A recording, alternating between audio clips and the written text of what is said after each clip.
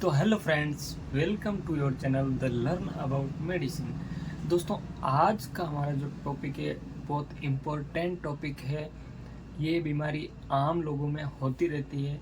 आज का जो टॉपिक है वो है पेशाब में जलन होना, पेशाब का बार बार होना, रात को सोते समय पेशाब का अटक अटक के लगना, बूंद बूंद, यानी कि हर समय आपको ऐसा लगता है कि मुझे पेशाब लगा है। जब पेशाब करने के लिए जाते हो तो आपको पेशाब लगती नहीं है, बूंद बूंद करके पेशाब लगती है। तो इन सारी बीमारियों को आज हम अपने इस वीडियो में, तो चलिए शुरुआत करते हैं आज के अपने इस छोटे से वीडियो। Let's start. तो फ्रेंड्स, आज हम लोग बात करेंगे यूरिन यानी कि पेशाब बार बार लगना, यानी कि पोलीयूरिया। ठीक है, पोलीयूरिया में क्या होता है?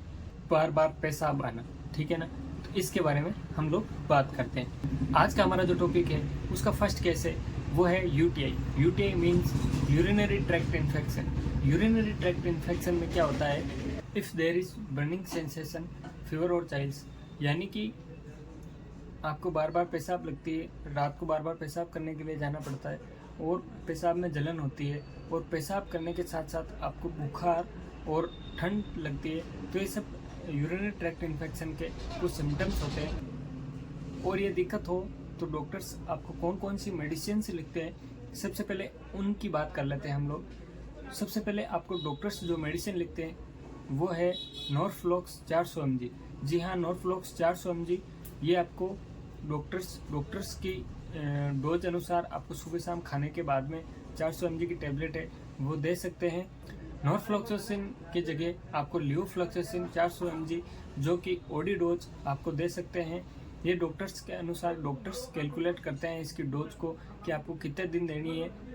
ठीक है, ये 5 से 7 दिन के लिए आपको कंटिन्यू चला सकते हैं। इसके अलावा आपको एक सिरप भी साथ में दे सकते हैं जिसका नाम है सिटाल। जी हाँ, सिटाल ये सिरप होती है। इसको आपको टीडीएस यानी कि दिन में 3 टाइम 1 गिलास पानी के अंदर 2 टीस्पून डाल के आपको उस गिलास के अंदर लेना है पानी के साथ में। ठीक है, ये दिन में आप 3 बार ले सकते हैं।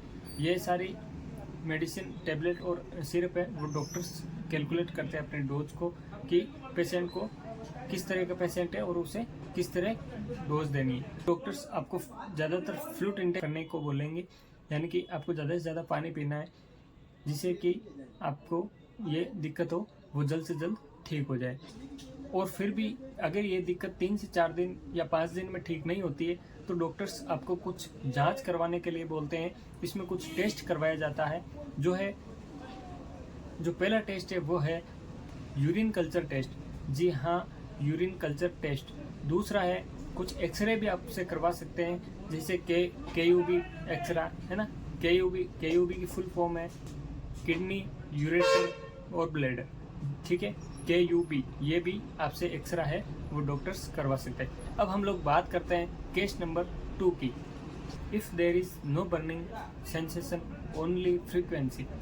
तो ऐसे में हम लोग डायबिटीज़ यानी कि शुगर के बारे में सोच सकते हैं। शुगर और डायबिटीज़ पेशेंट में भी ये ज़्यादा दिक्कत होती है कि उनको जलन वगैरह तो कुछ नहीं होती है, लेकिन पेशाब करने के लिए आपको बार बार जाना पड़ता है, जिससे डॉक्टर्स आपकी डायबिटीज़ यानी कि शुगर की जांच करते हैं। शुगर टेस्ट यानी कि फास्टिंग और पीपी होता है जो खाने से पहले और खाने के 2 घंटे बाद की जांच होती है, वो डॉक्टर्स आपसे करवा सकते हैं। इससे क्लियर हो जाता है कि आपको कहीं डायबिटीज़ की वजह से तो ये दिक्कत नहीं हो रही है। तो दोस्तों, अब हम लोग बात करते हैं केस नंबर 3 की। केस नंबर 3 में क्या होता है? If frequency is mainly at night, poor urine stream in elderly male patient. यानी कि रात को बार बार पेशाब करने के लिए जाना पड़ता है, लेकिन पेशाब बूंद बूंद करके आता है। ये मुख्यतः बूढ़े लोगों में होता है। तो ऐसे में हम लोग प्रोस्टेट के बारे में सोच सकते हैं, यानी कि हमारी जो प्रोस्टेट ग्लैंड है उसकी साइज है वो बढ़ गई है, यानी कि एनलार्ज प्रोस्टेट ग्लैंड। तो प्रोस्टेट क्या होता है, सबसे पहले इसमें हम लोग जान लेते हैं। प्रोस्टेट ग्लैंड में क्या होता है, जैसे कि आपको ये फर्स्ट इमेज दिखाई दे रही है, इस पे ऊपर जो ब्लैडर और ये यूरिन की थैली होती है। ठीक है, नीचे पेशाब की एक नली है जहाँ से हम पेशाब करते हैं, ठीक है। इस पेशाब की नली की दोनों तरफ एक ग्लैंड पाई जाती है जिसे हम प्रोस्टेट ग्लैंड कहते हैं। ये जो दोनों तरफ है, जैसे कि फर्स्ट जो इमेज दिखाई दी गई आपको, उसमें नीचे की नीचे पेशाब की नली है, नली के दोनों तरफ प्रोस्टेट ग्लैंड होते हैं, इसे हम लोग प्रोस्टेट ग्लैंड कहते हैं। फर्स्ट ए और बी के अंदर देखिए, इसमें प्रोस्टेट ग्लैंड का साइज है वो बढ़ चुका है। जो कभी कभी बूढ़े लोग होते हैं या उनकी एज बढ़ जाती है, उनको ये ग्लैंड इस नली पर दबाव डालती है, जिससे कि इसमें पेशाब करने में आपको दिक्कत आती है। तो इसको हम लोग बोलते हैं प्रोस्टेट ग्लैंड का साइज बढ़ चुका है, एनलार्ज प्रोस्टेट या पीपीएच, ठीक है। इसके बारे में आपको पता चल गया होगा, इसमें इमेज में आपने क्लियरली देख लिया होगा कि इसमें क्या दिक्कत होती है। कहते हैं अगर प्रोस्टेट ग्लैंड की साइज बढ़ चुकी है और ये दिक्कत हो रही है, तो इसमें डॉक्टर्स कौन सी टेबलेट्स देते हैं? तो इसमें डॉक्टर्स यूरिमैक्स 0.4 mg की टेबलेट है, वो आपको देते हैं ओडी डोज, यानी कि शाम को खाना खाने से पहले, रात को लेनी होती है आपको खाना खाने से पहले, ठीक है। और साथ में आपको सिटाल सिरप भी देते हैं डॉक्टर्स।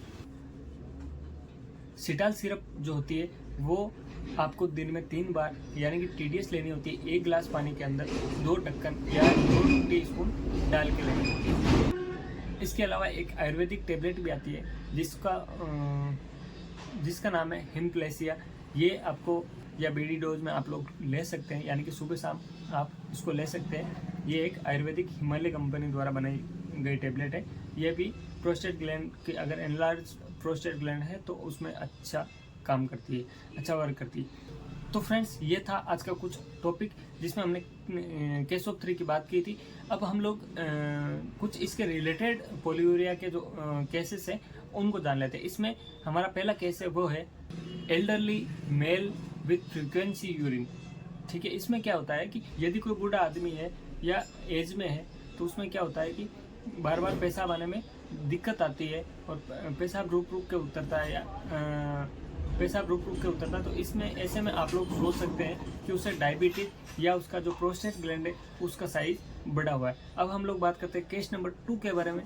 केस नंबर 2 हमारा है a patient presenting with very severe urethra pain and urine falls drop by drop with straining.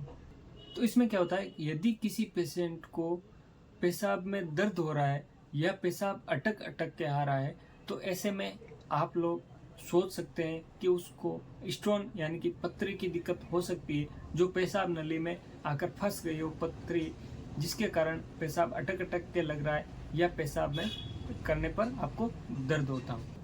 तो फ्रेंड्स, ये था आज का अपना एक छोटा सा वीडियो। अगर वीडियो अच्छा लगा हो तो लाइक कर देना और अपने दोस्तों के साथ में शेयर कर देना। चैनल को अभी तक आपने सब्सक्राइब नहीं किया तो प्लीज़ सब्सक्राइब कर लेवे, और भी ऐसी इंपॉर्टेंट वीडियोस के लिए। और आपको किसी भी प्रकार का कोई सवाल हो तो आप मुझे कमेंट कर सकते हैं, ताकि हम लोग उसका कुछ निवारण करें। तो मिलते हैं नेक्स्ट वीडियो में नए टॉपिक के साथ। तब तक के लिए जय हिंद, जय भारत।